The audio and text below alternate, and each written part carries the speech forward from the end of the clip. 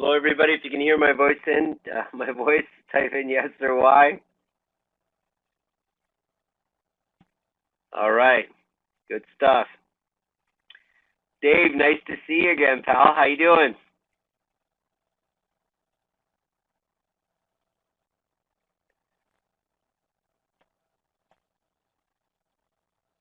Yeah. How are things going? Dave's a student of mine. How long has it been, Dave? You've been in the game how long now since your training? It's been a bit, yeah. How long? When did you start again? 2018. When was it? September. So 2018. So it's been a year. That's awesome. Sorry, 17. Wow, 2 years. Wow, that's amazing. That's amazing. Wow.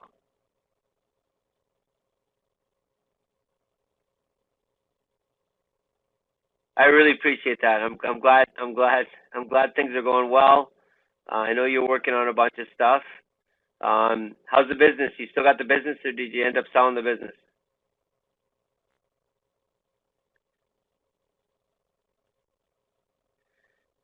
If you just joined us, folks, Dave's a student that started in 2017. Sold it in the spring, VTB style. Awesome. And has been doing real estate in our program for now since 2 years, and has been doing great. That's awesome. I'm so happy for you, Dave. That's awesome. Yeah. How many since 2017, if you don't mind, if it's okay, since 2017, how many properties you picked up now?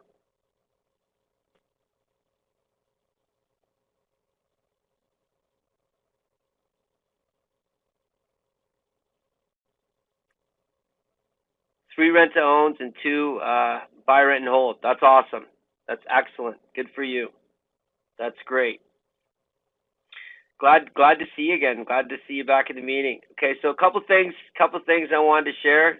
Just so you know, Dave, I have a new group from Toronto with us tonight, and we're going to be reviewing. And glad to have you though, for sure. Always welcome. Okay, folks. First thing I want to say is I'd like to Tuesdays become a challenge because I've been doing multiple calls on Tuesday. So I've moved one of my calls, and this is open to anybody who wants it. Not, but I don't want you to do it yet. I'm doing an open stock call on Mondays at 8 o'clock. Okay, Mondays 8 o'clock. But I'd rather this group focus on real estate for a little while before you jump into anything else. Okay. I'd like to move this call to Wednesday at 9 o'clock, 9 p.m. Wednesday at 9 p.m. Okay, just easier for me because of everything else going on.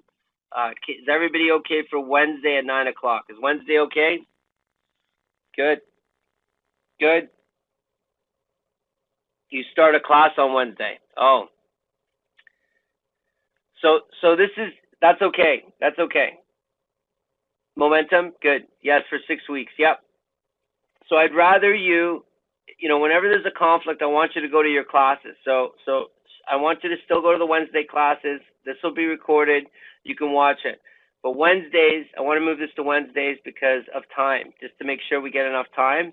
So I'm going to move this to Wednesdays at 9 o'clock. So everybody knows Wednesdays at 9 o'clock, we'll be doing the call. So we're not having a call tomorrow. That's next week, Wednesday at 9 o'clock. Okay. So if anybody's in contact with anybody from this group, I know you guys started a group with this, right? You guys remember? Okay, so who's taking care of the group? Well, whoever is, if you're part of the group, which I think most of you are part of that group, can you let everybody know we moved it? Okay, good. We moved it to Wednesdays at 9 o'clock. Okay, make sure that message goes out to everybody. I would appreciate it. Okay, thank you. That's awesome. Okay, so and the stock I mentioned, uh, uh, Dave, you're more than welcome to join that Wednesday call. Sorry, the Monday call for stock, because you're up to speed on the real estate. Everybody can go to both calls. Uh, so Dylan, we're doing a Wednesday call now, Wednesday at 9 o'clock. Momentum is from 8:30 to 11:30 on Wednesdays. So whenever there's a conflict with your classes, and the call, I will always want you to go to your classes, okay? Go to your classes. This will always be there, okay? This is to support you in between. So I want you to go to those calls. I want you to go to those, go to the training, and then you come back to the calls. They're going to be recorded anyways. I'm recording this meeting tonight. So Wednesdays, let everybody know on that group, it's Wednesdays at 9 o'clock now. Wednesdays, if anybody has any issues or challenges or you need information, just email me, okay? So whoever's posting that message, please make sure that everybody knows. Wednesday at 9 o'clock. So my time would be 7. Yeah, that's right, Dave. Your time would be 7. Your time would be 7. And if you want to go, yeah, right, you're right. And Dave, if you want to go to the Monday call, it's at 8 o'clock. I had to do it at 8 just for the group. I just got some of the real estate guys doing. They wanted to talk about stock market, and they're a little deeper in, like you. So I opened up a call for stock on Mondays. Yeah, Mondays at 8 o'clock. So that's Eastern time, okay? Now, anybody that's already trading is welcome to come to that call, okay? Anybody that's already trading from this group, you can come. But if you're not trading, I'd rather you focus on real estate at least for the next 6 months to 8 months, and then you're welcome to join the Monday call, okay? Is that everybody clear, everybody? I don't want you to get mixed up or have too many things going on. I want to make sure that the real estate, you've invested in the real estate, that you move forward with it and make sure that things are going, okay? All right, good. Okay, so first thing we're going to do is we're going to open it up to questions. Any questions about anything that we've talked about, anything on the sheet? We're going to go over the sheet again. We're going to talk about cap rate today again and GRM to make sure we understand it, and then we're going to apply some of those principles to the sheet. So right now, we're just open questions, okay?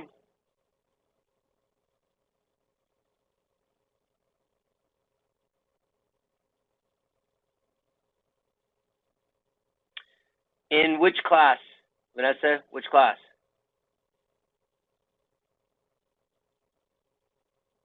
It's okay. So I got it right here. Hold on. I got it right here, I believe. Let me double check. Yeah, anybody wants it, they can download it right there. That's the sheet where we use it. So Vanessa, this is the one you want to use. The one I gave everybody was a simpler one. This is a deeper one.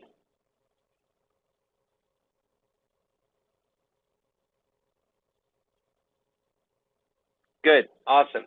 Okay, does anybody need to keep that up? Everybody got that? It's the same one that we were working on for the last 2 weeks. We're good?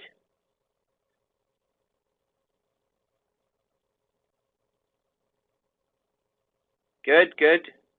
All right. So let's do this. Why don't we just jump into the sheet, okay? And we'll play around with it. Screen. And we'll go back to the whiteboard when we need it, okay? So we're looking at the sheet, okay? Again, you guys can, if you have a property, you want me to throw numbers in right now, I'll throw them in. So if someone's got some numbers they want to do, let's do them right now. We'll do them together, and we'll see the impact, okay?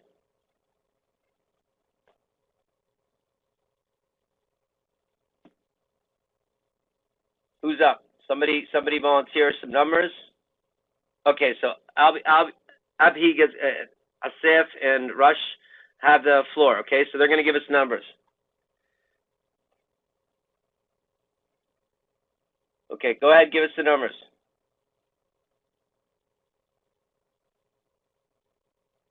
So purchase price or sale price. Okay, so asking is 369,900. Okay, good. All right.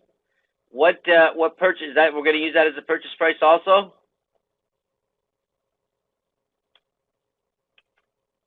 Or are you going for a lower price, or you worked your numbers at a lower price? Purchase price 320. So 321. I like the odd number. 232. Beautiful. Okay. 321, 32, 232. Beautiful. Okay. How many units?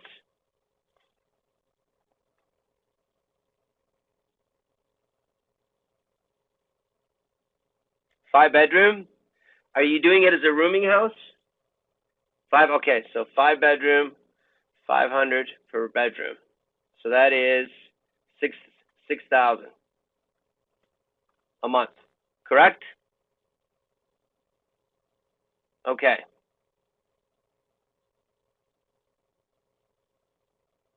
No. Oh yeah, I'm sorry. 2,500. 2,500. All right, there we go. 500. Sorry, yeah, 2,500, 500 per unit. Yes. Got my math wrong. That's why we do the math to make sure that we're doing the right thing here. Okay. So vacancy and bad maintenance and property management. Do you have that at 20%? I'll tell you that on a rooming house, you're probably going to be running more like 10%. And your vacancy probably at 10. Is this for students?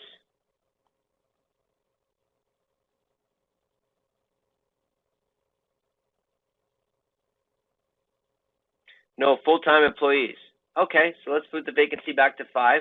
Okay, unless you know a different number. Vacancy is 5. That's pretty good. Unless you know that's higher, that's good. If they're full-time employees, then that would work. Okay. Maintenance, though, we're going to leave at 10 just because they're living in their rooms and you have your common areas. It's just more wear and tear on the property. Does that make sense? Okay, good. Everybody clear on that? Why? We want the higher maintenance when it's a rooming house because it's just going to be, people are living in every room basically. Every room is being used pretty much all the time except the common areas which can be used are being used too heavily. So you're going to have more of a maintenance cost on that. It's easy. It's better to err on the side of too much than too little. Okay. So, expenses. Do we know what the expenses are? Do we know what the taxes are and things like that? Okay, what are the taxes?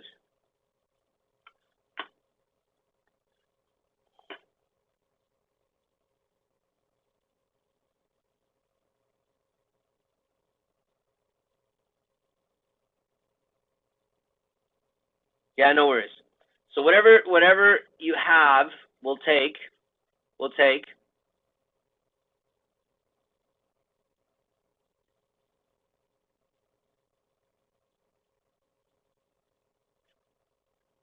You just change this real quick.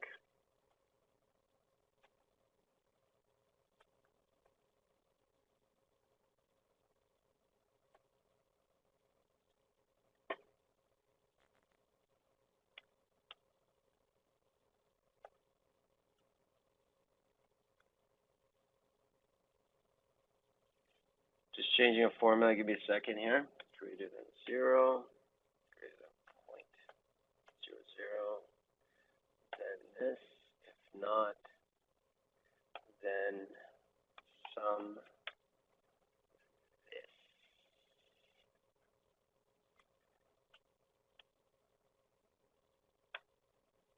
Okay, so let me put that at 0. There we go. Okay.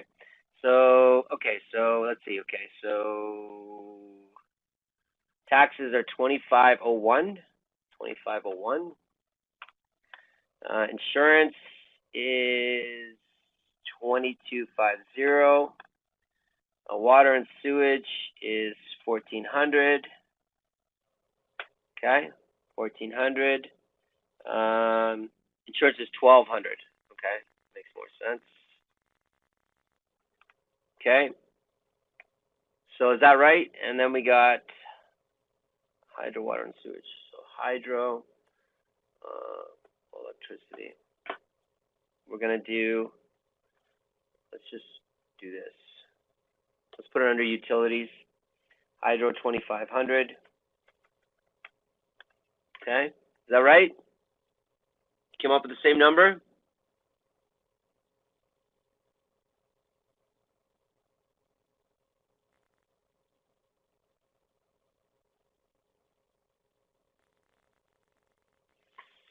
So actually, let's save that.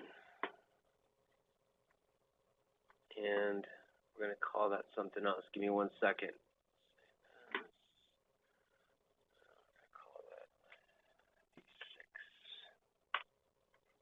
Okay. No electricity. Okay. So did you come up with the same number, 7601?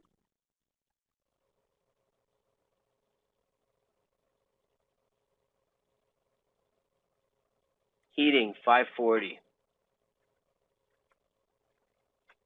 Okay. Anything else?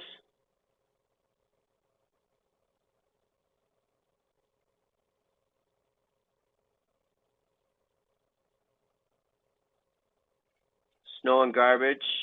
Okay, good. Snow and garbage is 100. Okay. Anything else?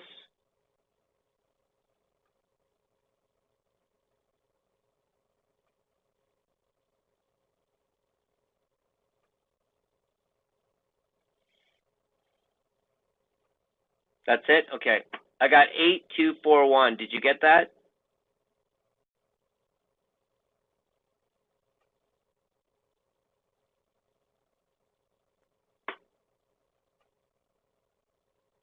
Okay, good. All right. Okay. So, so this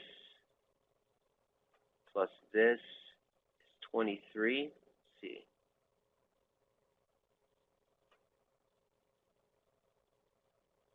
Where's the graph at 23? So, okay, give me 1 second. Fix this. I'll make these updates available to you, don't worry. I just wanted to change that one. It's changed. This plus this.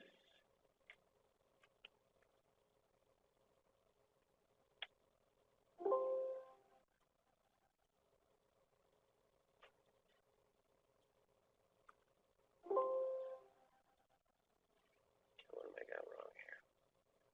Sum D16. Oh, that's why.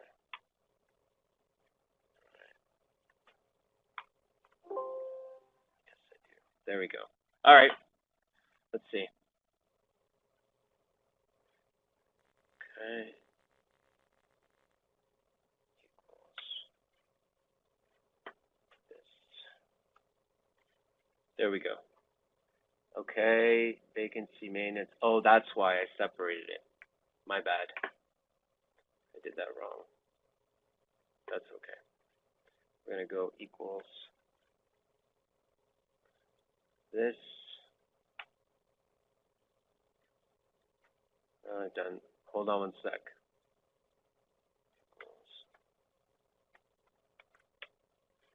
Sorry, I changed the one formula, and that's what it's doing now. It equals this. Now we're right. Okay, there we go. So, Sam, the room rent is 600 room, not 500. We confirm with the area average. Okay, so 600 per room, 6 times 5, 3,000. Okay, there we go. Okay, are we good? Everybody's good? So if we look here, we have the expenses here, right? That's going to be the vacancy maintenance, property management. Then we have these expenses here. That's going to give us the the expenses that we're getting from everything else. Okay, so the total expenses, if we look here and here, is 18,759. Okay, everybody with me? Any questions so far? Okay, again, I'll give you an update of the sheet before everybody goes, okay? I've just updated the sheet. It'll be 96. I changed it to 96, so you know that's different. Okay, so gross rent multiplier is 8.92, not horrible. Cap rates right on the edge, 6. We'll see what we can do for that, okay? Our value is 187,598 simply because the net operating income is $18,759, right? So after we pay all our bills and all the expenses associated with ownership, we'd make $18,759. Therefore, for us to get that 10 cap rate, to get this to 10, we would only have, we'd have to drop this to 187,590. So let me show you an example of that, right? So if I change that to that number, 187,590, what we'll see, we change this to 187,590. We're going to see that the cap rate turns into 10. Does everybody see what I just did there? So that's how we get the value. That's how we get that cap rate of 10. We just multiply it by 10. Okay? That's where that value comes from. Now, currently, obviously, we don't have that value, right? And that's okay. We'll see what we can do with it. This is where creative financing comes in, right? So we see that if we, run the numbers, we buy this property cash, that's basically the monthly cash flow per unit. Per unit. Yeah, it's 15. For the whole thing, is 1563. So if we paid cash, that's what we would make. Now we're not going to make that money because we have to finance this property. Okay, we have to finance it. Now this is a residential property. Okay, so we can actually get 80% loan to value with a lot of the lenders. Okay, then we have. So let's just do the normal one. So if we did the 20 as an investment property and 80, where would that put us? Well, now they're giving us 30-year mortgages. So what'd you guys set up for your mortgage? What are you looking at for mortgages?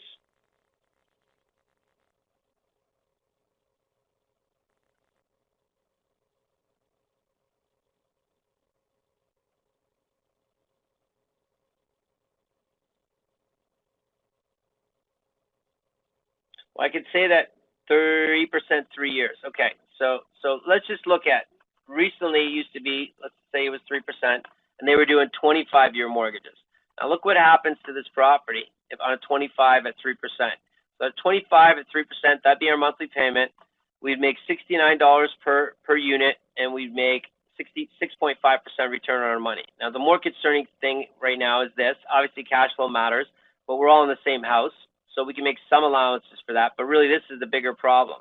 Now, if we could change that to 30 at 3%, we're at 9% and $96. This property's almost there, right? Let's say we get a 2.75. Let's see if that gets us there. No, 2.5. So a 2.55 looks like would get us there, 2.55. But you're working with a 3, so if that's the 3 we got, that's what we got. Now, this almost is perfect for you right now, this property. Based on these numbers, you look like you're in good shape with this property, as long as you can get that income, right, to $600 per unit. Now, is this a property that's already being rented out as a rooming house?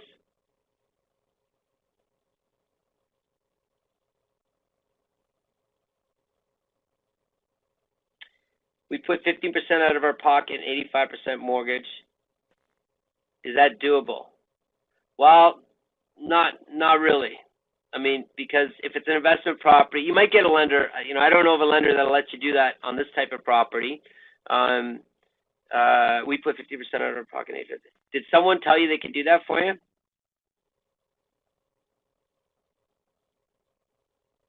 No. Okay. Yeah, you're probably more likely to see something like, seller financing, like an investor in that, than you getting that from the bank. But you got to remember something, that you got to pay the seller, you got to pay that person, right? You got to pay that person. Now, if it was 10 and 10, okay? If we were 10 and 10, your cash flow would be 10. You'd make 10% return, but you'd be 50 a unit. Now, the reason that would be okay on this particular property is we're working with 5 rooms. So 5 rooms, it'd be, 250 is what you'd make on the whole house, right? On the whole house, which wouldn't be horrible, right? I'm happy to see that there's a 10%, but you'd have to pay your investors something. If we stick to this and this, the 20%, this to me, is right on the edge, but it's workable. This would be a good property. A 9, I'd rather see 10. I really would, but if you got into this property and you were making 9, I'd be okay with that because the property is going to make about $500 a month. Not horrible situation to make off a single family, right? I'd rather see it 10, but to do that, we're gonna have to get a little better mortgage maybe. If we could get 35 years on the mortgage, that would make it work right away. Okay, if we get 35 years at the same rate. So 30 years is what we're working with right now. So we would, if you add creative financing to this, just so you know, you might be better off, to tell you the truth, to do it all in creative financing. So if we do this, we'd have to be able to get, Even that's tough. See, as I bring this down for percentage, right, it's unrealistic for us to expect a percentage of 1% on a loan. I would probably say, let's look at putting an investor in the property for us, okay? So let's get somebody to put up the 20%. Is it possible for us to get someone to put up the 20% and get the mortgage for us for half the profits? Would that work?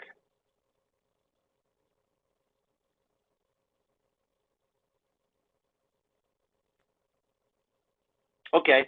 The other thing to consider here, right? The one thing that makes me nervous about this property is it's not being rented out as is, right? So how confident are you, or what makes you feel confident that you can rent out the rooms for 500, 600 a unit? You said you checked the area. This is an area, I guess, where there's a lot of professionals renting rooms. Is that right?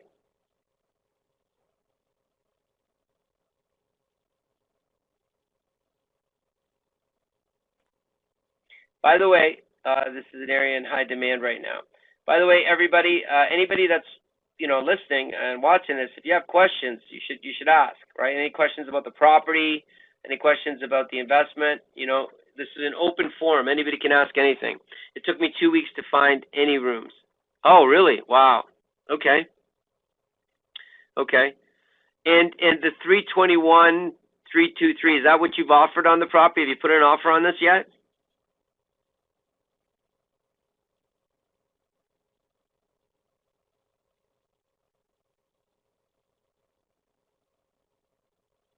$318,759.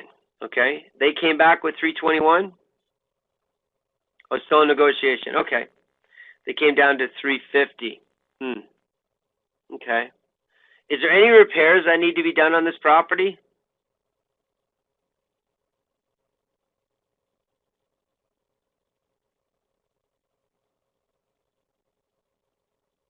Not to your knowledge. Okay. Okay. What if we were going to get a contractor to look at it? That's a great idea. That's a great idea. Does anybody have any questions about this? Any thoughts about it? Any questions they'd like to ask about this property?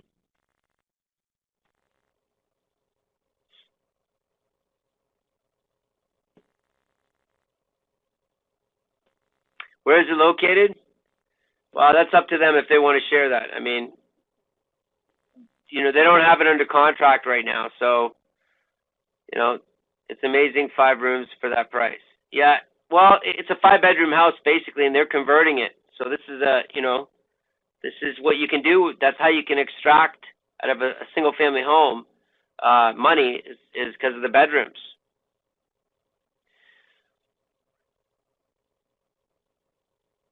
So the other thing you can ask the contractor or look around the house, is there another place you can create another room? Ask about that too.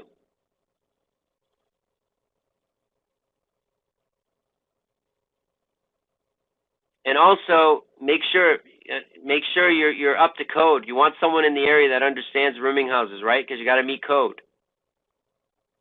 You might have to convert something. You got to make sure all those rooms are safe, right? And there might be additional costs to convert it to a safe, rooming house, making sure. Yeah, for sure.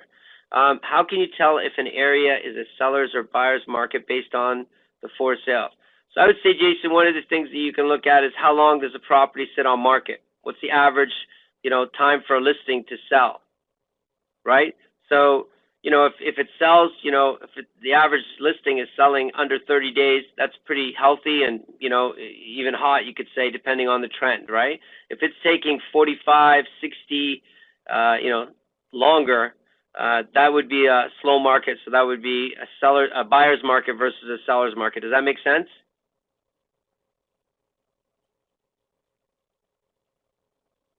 The realtors are really good with this stuff too, and they're on top of the markets. They'll you get a good realtor, they'll tell you straight up what's going on.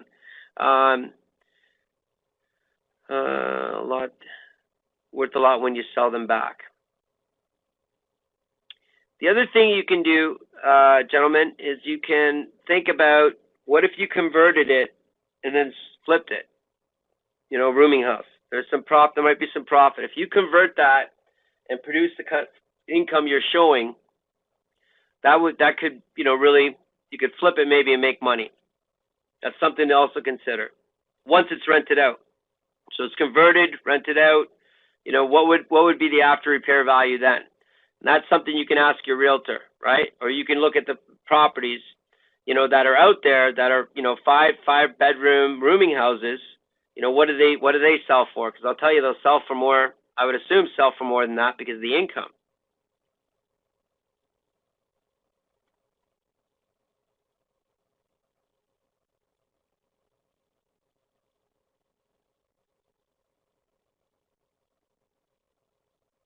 You wouldn't use this one for flips. I got a different sheet for that, for rehabs. But you could still use this in theory. But rehabs, there's a different Excel sheet that I can share with you when you come across one. Okay? I just don't want to overwhelm you. That's all.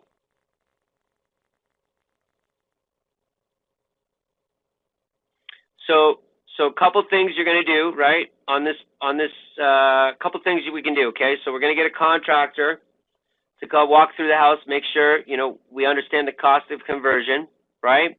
We're also going to talk to a realtor, do some comparables to see what it would be worth if it was converted as a 5-unit.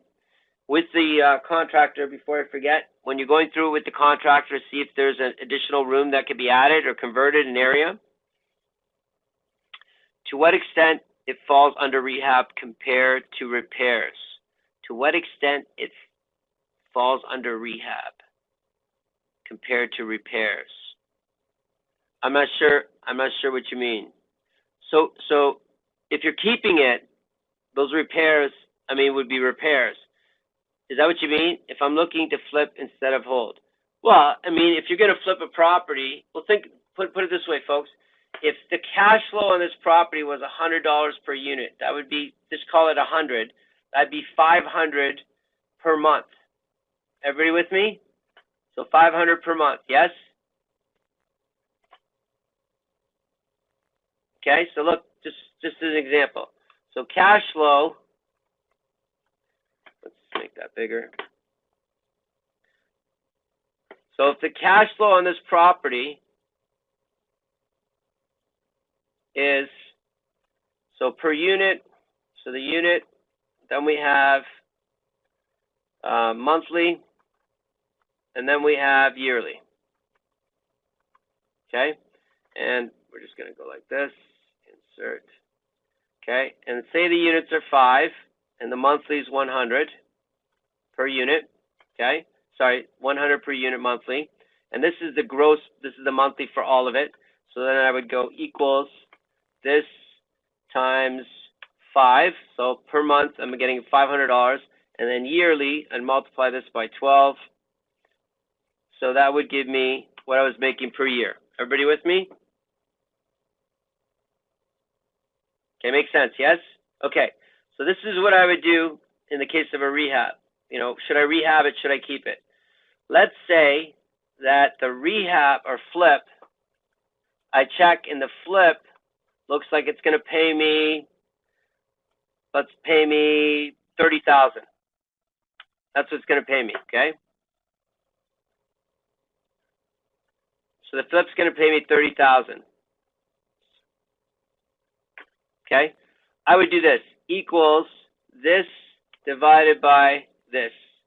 Okay, 5. What does that tell me? What's that 5 represent? So if I keep the property, I make $6,000 per year. Not 5 properties. So the 5 represents how long it'll take me to get the same money I could get if I could flip it. So that represents years. Yeah, it'll take me 5 years to get the $6,000 in cash flow. Does that make sense to everybody? Okay, so 5 years, I'd say personally, I'd be like, I'll keep it. 5 and under, I'd keep it. But if this was say $50,000, that's 8.33 years. I'd be more apt to flip it because 8 years. You know, what can I do with that money in 8 years, right? How many times can I flip it? Does that make sense? So going back to that question, should I flip it? Should I keep it? I think it's really what you're looking for individually. So let's say that you needed, $500 a month to get you out of the rat race. You've done some properties, $500 gets you out of the rat race. I would say absolutely don't worry about this, flipping it, take the $500, you're out of the rat race. That's more important is the cash flow. That's more important to get you out of the rat race. But as we build our business, this is something we're going to look at. How much can I make now versus how much can I make later? Also, then we got wholesale, right?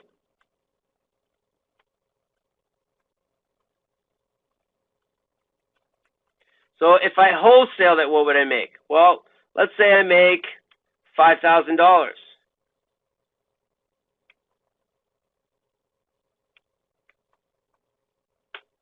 I'd look at that too, and I'd say, okay, $5,000 if I wholesale it, that's today, okay? That's today. If I flip it, and this is going to take 90 days to make 50,000, or wholesale it for 5,000 today. I'm telling you that's 10 times. I'd do the 90 days. I'd wait the 3 months to make my 50,000, right? But let's say it was 20,000. I'd absolutely wholesale it. I'd wholesale it. Take the 20,000. I'd never have to get a mortgage. I'd never have to invest in the rehab. I'd take the 20 grand. Okay? But again, it's more an individual thing.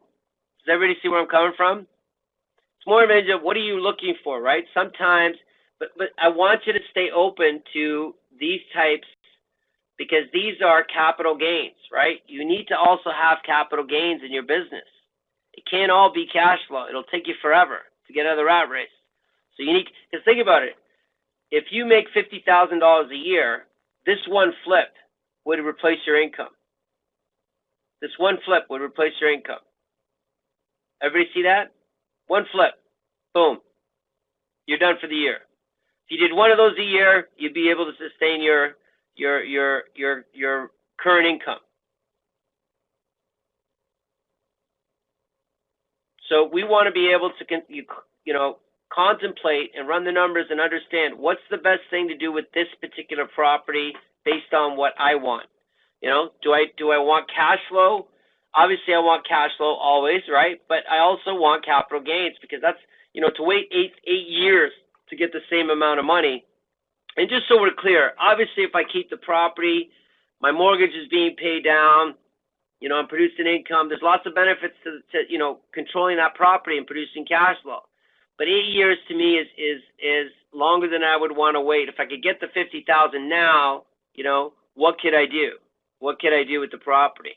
And you can actually look at, if we go back here, and we look at, say, the appreciation in an area, this property at 3% in 2 years is going to make you another, $71,000.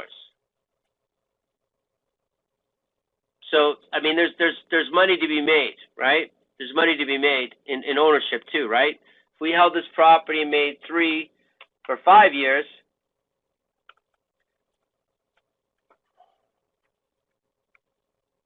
we'd make another 100,000 on it. But part of the reason that this looks so good is the discount. Remember, it's worth 169. We're getting it for 121. That's the hope, at least. That's the hope, at least. Okay. Now look at this. This was a cap rate of 6, and a gross rent multiplier of basically 9, and we still made it work. Well, this is something, first and foremost, you did what you were supposed to do. You asked for a lower price, which was good. This is you testing the urgency for the seller. So that's excellent, right? You did that. He came back and he said 350. Now what you can do, because if we look at 350, right? What you can do at this point, we can see that it's affected our return, and based on just putting the 20% down, which typically we want to put less, but let's just say. So let's say that the guy won't move off the 550. So what you could do is you could still get the property under contract, and after it's under contract and you start doing due diligence, that's when you can chip away at the price. So if the contractor comes in and he says, hey, you're going to need to spend $15,000 on this, that, and the other thing, you can go back to the seller and say, look, at $350,000, we assumed the house was tip top, nothing wrong with it. Now we're looking at $15,000 just to get it back, to get it to where it's supposed to be. We want to renegotiate the price. You see where I'm coming from? So you can get it under contract, because what happens, folks, when you make an offer on a property before there's a contract, so you just put an offer and you say, I'm looking to get this property. If you can't get the money to buy the property, the seller's kind of looking at you and saying, well, that's your problem, not mine. But once the property gets under contract, there's a shift we see with sellers. And what happens is they're more likely to work with you under contract than out of contract. So under contract, if you can't find the financing, all of a sudden it's our problem versus your problem. Does that make sense to everybody?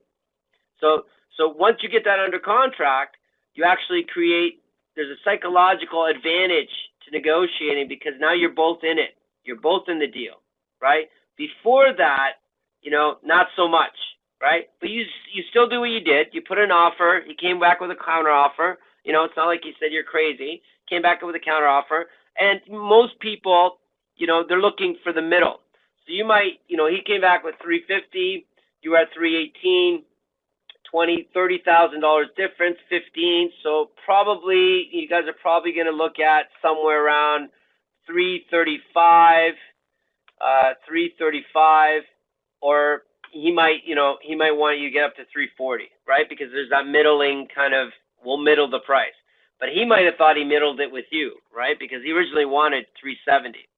Now clearly he dropped 20,000, so there's some urgency there. We're not sure how real it is, right? Because he dropped 20 grand from his retail price. So that's a good sign. That's a good sign. The question becomes, do we continue to try to bring down the price, or do we get it under contract, do our due diligence, and then try to work it from there? Okay? Does that make sense? Because where you are now, you got to be careful, right? Where you are now, you're on an edge of, is this a good property or not? And until we do the due diligence, I mean, we can't say for sure. And there's a lot to do here, right? And it's fine. I want you to do it because you learn from this experience. Even if you go through all of it and find out, you get an offer, you get it under contract, you do the due diligence, looks good, but something falls through and it doesn't happen, you're going to learn something from that experience. If we get it under contract and we can't come up with the financing, is there any penalty for us? Well, that's going to be based on the contract, right? Yeah, exactly. Jason's got in clauses.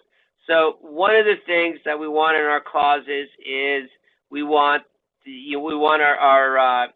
our deposit refundable, fully refundable, no penalty in the contract. Okay, because really that's what that deposit is for the seller. The seller's like, well, if you don't come through, right? If you break this contract, it's non-refundable. I'm keeping the money. But we will never, you never want to do that. You never want to get into a contract where it's non-refundable, right? You want that deposit refundable. Typically, that's not a huge problem. The other problem that comes with those deposits is they want a bigger deposit, right? And I would say, $1,000 is sufficient, for a deposit, And if you run into a problem with that, we can talk about it. But you need that refundable. Now, what you can't do is say, I couldn't get financing because you don't like the property, but really you could get financing. You can't do that, right? If you can't get financing, you can't get financing, right? There's a financing clause in the contract that says if you can't get financing, the deal falls through anyway, right? So the only thing that's really in question is your deposit. Does that make sense? Yeah. So when you guys are ready to do that, actually, I can do this for everybody right now. Hold on. So first, I'm going to give you some clauses for contracts, okay? But I want everybody to understand, I want you to consult a lawyer, okay? Even though I'm giving you the clauses, I still want you to work with a lawyer, okay? I want you to, at least in the beginning, right? So you can make sure that it's clean and clear and good, okay? So let's see this. First, let's see. Let's do.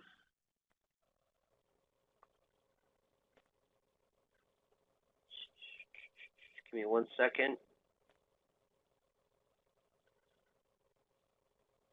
Okay, I'm going to add new files. Hold on 1 second, okay?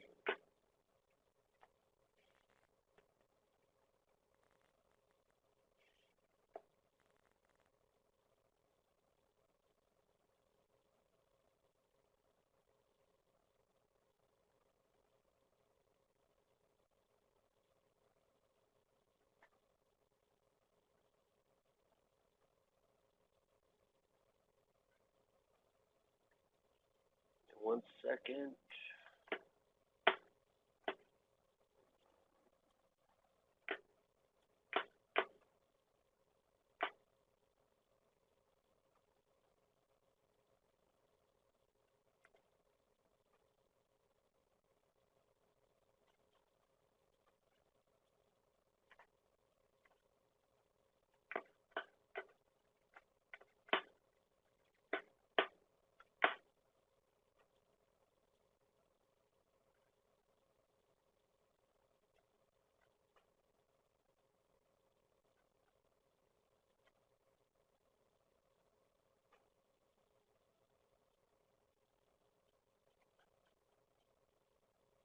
Okay. So that's the new file that I just worked on. I want everybody to download this one. Okay, download this file. This is the one I just updated. And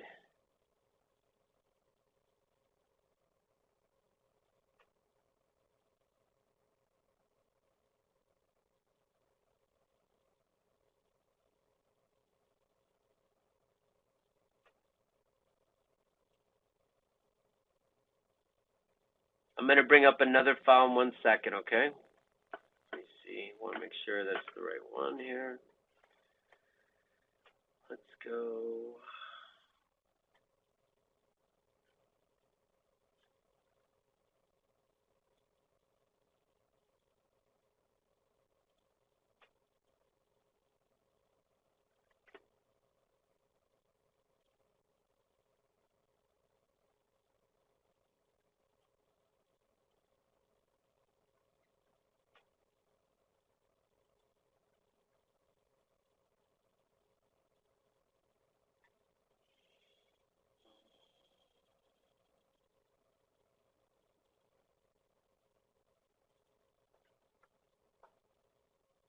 Everybody got that? Anybody need more time with that?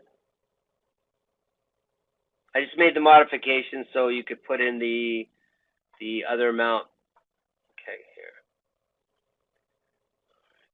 Okay. Okay.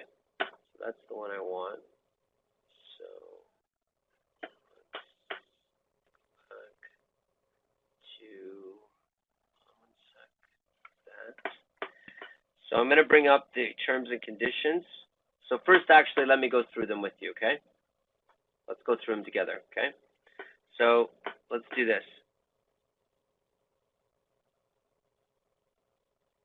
Everybody understands. I'm going to give you this file. I still want you to review it with the lawyer to make sure it's where it's supposed to be, okay? Okay, sorry, I just want to look at those questions. If I get a contract, okay, we got that. Worst case scenario, 20K as a deposit was on hold, meaning no interest from the bank until we get it back to you. Worst case scenario, 20K as a deposit was on hold. I know what you mean by that, Henry. Can you tell me what you mean by that?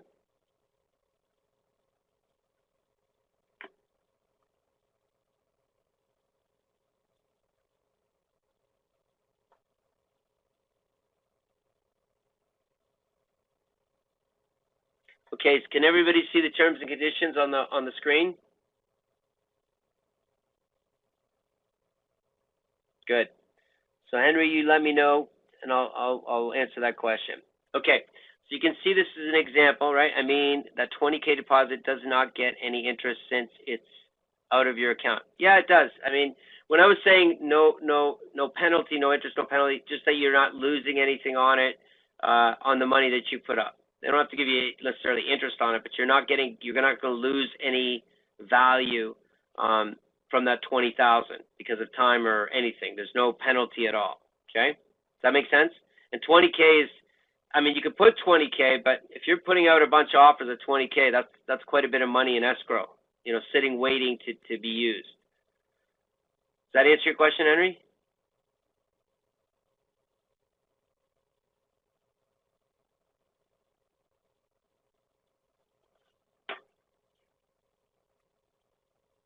So, I'll let you keep typing. I'll respond in a second, okay?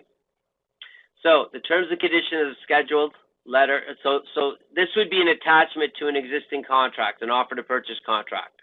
So, let's say you guys get an offer to purchase contract. You would add this to the offer to purchase contract as an Appendix A or Schedule A, okay? No, I was answering. Oh, okay. All right, no problem. Okay, so the terms and conditions of the schedule, and we could call it A, shall prevail in the event of a conflict with the terms and conditions of the attached agreement of purchase of sale. Okay, does everybody understand what it's saying? It's saying if there's any dispute between the two items in this contract, these terms and conditions trump every other condition if there's a conflict. Okay, does that make sense? Very important to have that in there. Okay. The offer is conditional. The offer is conditional. There we go. The offer is conditional upon the buyer being satisfied with the statements of income and expense, which the seller agrees to provide within 5 business days of acceptance of this offer for the periods of, you put the dates in, including rent receipts for each apartment to verify that tenants are paying monthly tax, insurance, hydro, gas bills, everything else. Basically an income and expense sheet. So you're saying I need to see the income and expense sheet within 5 business days, okay? Now, if you're dealing with a property that has no rent, obviously that's not going to apply, okay? This offer is conditional upon the buyer being satisfied with all information pertaining to the tenants, including copies of leases, names, units occupied, monthly rents payable, due date, amount of prepaid rents, all that stuff. The seller agrees to provide the buyer with acknowledgement of tenants signed by each tenant outlining the key terms and conditions of the tenancy. The buyer has the right to request the tenant to verify the above information. Okay. Oops. Here we go. The seller agrees to cooperate in providing access to the property for the purpose of viewing. The buyer reserves the right to show the property prior to closing and any and all prospective occupants or partners up until closing dates within 24-hour notice. So we're just asking, can we the right to show the property? Okay. Anybody who has questions, say so. These are pretty self-explanatory, but I still want you to go through a lawyer. The offer is conditional upon the inspection of the property. The buyer or the buyer's building inspector at the buyer's own expense, so we're paying for it, and obtaining a written report satisfactory to the buyer. So we have to be satisfied with the report at its sole and absolute discretion. So that means it's totally up to us. You know, after we see that, we can decide whether we want it or not. If it fits us, great. If it doesn't, we're out. By 14 days, following which the offer shall be null and void, and the deposit shall be returned to the buyer without deduction. So we'll get our full deposit if there's something that goes wrong with the inspection. We're not happy with it. Okay. The seller agrees to provide the buyer at its own expense. The seller agrees to provide the buyer at its own expense within 5 business days. Acceptance of the offer. A new survey of the property on an existing survey satisfactory to the buyer, showing the current location of all structures, building, fences, improvements, easements, right-of-way encroachments affecting the said property. So again, these conditions, you're going to put them in, but they could say no, not yes or no to any of these. This is why it's very important to go through this exercise with legally, right, with a lawyer, just so you know and understand, those first couple times, that you're doing it right, that you understand what you're doing. These offers going back and forth. The offer is conditional on the buyer being satisfied with all the information pertaining to tenants, including the leases, blah, blah. We did a similar one there. The seller agrees to provide the buyer acknowledgement of the tenants. Same thing over there. The seller represents the warrants and the current leases or rents are lawful, right, for the province that you're in. The seller agrees to deliver the buyer at close full occupancy of rent comparable or higher rent charges for each of the unit at the time of the offer, vacancies, rent. So basically, you're just trying to verify anything that they're saying to you about the property itself. Okay. So these are some clauses we would want in our contract. This is one example. Okay. But these are the things that you would want to put in your contract. Let me give you another one. Okay. But I'll share this one with you. I want to share another one with you, okay? Does anybody have any questions about that one?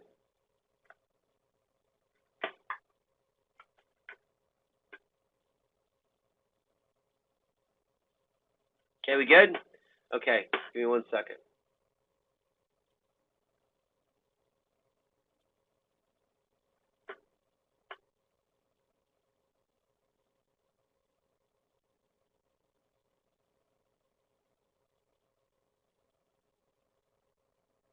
So this was a two-parter here. Hold on 1 second.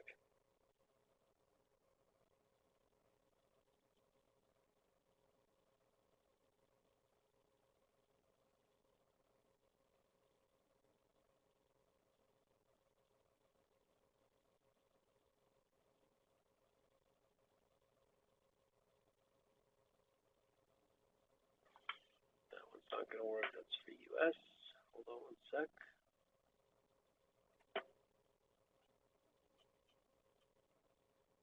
Okay, income and expense, zoning, rent verification, assignment, property viewing rights, insurance coverage. Okay, approval. Okay, here's another one. Let me show you this one.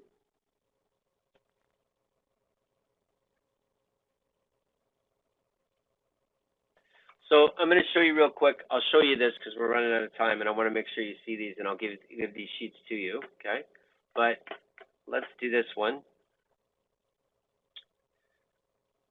Hold on.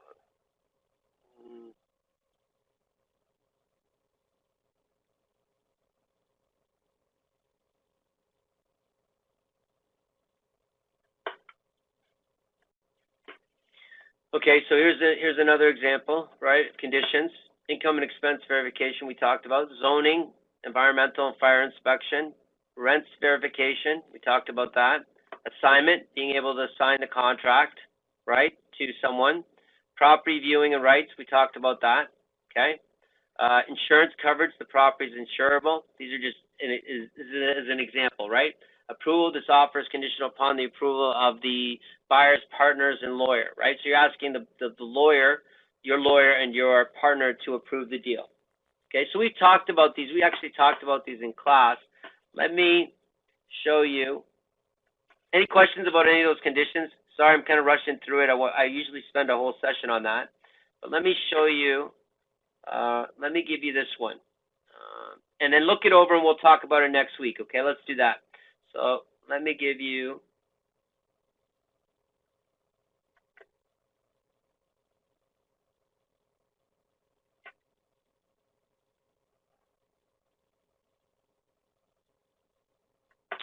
This one.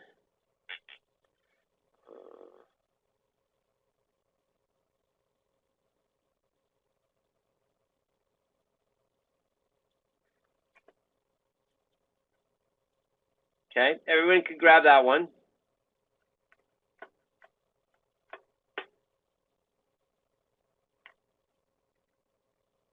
Saying it again, right? We want a lawyer to go through those first couple contracts to make sure we're doing them right, okay? Okay, so this is the example of the one. Now this one says, this actually has dates in it and stuff like that. Obviously you would change that. And we're talking about escrows and stuff like that. You don't need to use that top part. Depends where you're dealing with, right? Title company or escrow is something that's used, primarily in the U.S. But these clauses are all good. These clauses are all good that you see here, okay? So you go over those ones, but before you send out, we'll talk about this more. There's more clauses that I want to talk about, but these are just some example clauses we'd have, okay? Before you send this out, folks, before you send out a contract with clauses, I want you to first send it to me, okay? And your lawyer, I want your lawyer to review it, but I'd like to see it too. Is that okay with everybody? Okay, I'd like to see it just before, okay? Just in the beginning, I don't want you to make any mistakes. No mistakes, okay? No mistakes. Okay? All right, we'll talk more about clauses next week. How's that? Okay, but you can review those right now. Come back, we'll talk more about them, and we can get deeper into them. There's additional clauses that I want to talk about that weren't included in that particular document. Okay? Any questions before we wrap up? Do you have any general rules of thumb of how much you would like to spend for repairs when you buy, rent, and hold? I would say no, Henry. I'd say whatever the numbers are, right?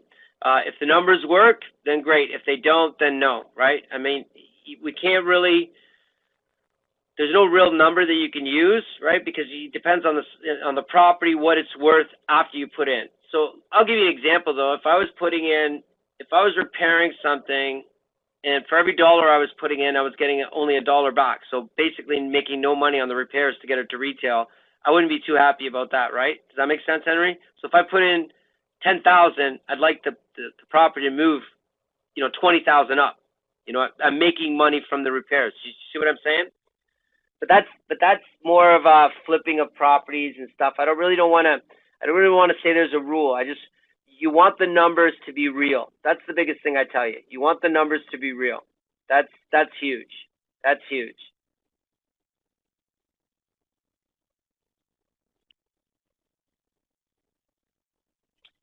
Sure. Yeah. Well, you know what? Yeah, we could do a flip example. Sure. You know what, Diana? Let's do this. Diana, let's do this. Next week, let's talk about clauses. Okay? Let's do that. So I want to remind everybody, Wednesday, 9 o'clock, Wednesday, 9 o'clock, okay? Before we leave, if you have any questions, throw them in there. Did I answer your question? Okay, good, Henry, good, okay. So I just came from Las Vegas at the Hall of Fame for Legacy for 2019, and a couple Canadian students were recognized. It was awesome. Some people that I trained, brought into the program, they received recognition. They were entered into the Hall of Fame. They had been in the business only a few years, and I can tell you that if you stick to it, good things will happen. The stories were amazing of the people, and this was international. So there was people from the UK, there was people from US, Canada. It was awesome. And I'll tell you this, Dave, right now. Dave, who's joined us on the call, has been in the program now 2 years, 2017. Dave, I'm gonna nominate you for next year's Hall of Fame for sure. I'm gonna see if we can get you recognized, because I'm telling you, you've done some great things and you have a great story. So maybe one day Dave can share his story with us. Absolutely, my friend. You've just done great things, and to see you, from where you started and how hard you were working, to be able to spend more time with your family is just great. It's awesome. Okay. Any other questions? Stick to it, folks. You'll get there. Any other questions?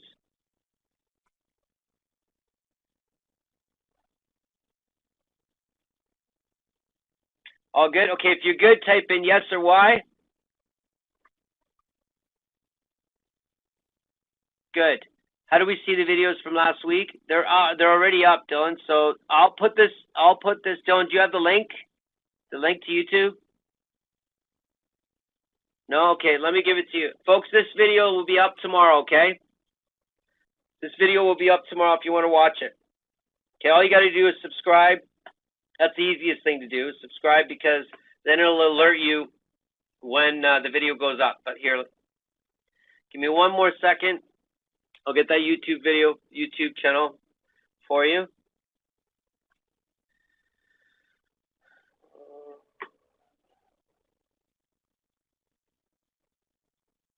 Okay.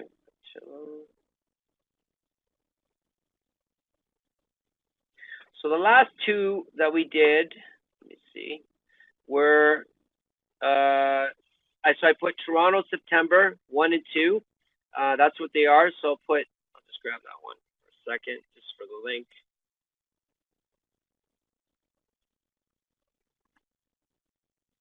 Okay. So this is the link that you can watch the videos at. Okay. From last week, you can click on that. And just the easiest thing to do, folks, is subscribe to it. That way you'll see the videos when they come up. So it'll alert you if you subscribe to the channel, okay? All right. Are we all good? We good? Dylan, you good? Awesome. Awesome. Great. Great to see you again, Dave. I hope I see you on Monday and the Wednesday call moving forward. Get you to jump on those. You're great. We can maybe look at some of your deals for the students. Yeah, do your best for sure. And if you ever need something, my friend, please reach out. You know, let me know how you do. Send me an email or something. Let me know how you're doing, my friend. Hope the family's good. Okay. All right, folks. I'm going to wrap up the meeting. Thank everybody for coming, and I'll see you all Wednesday. Remember, please post on the group Wednesday at 9 o'clock. Wednesday at 9 o'clock. Okay. Wednesday at 9 o'clock. Okay. Excellent. Everybody have a great night. Have a great night, and I'll see you all next week at Wednesday.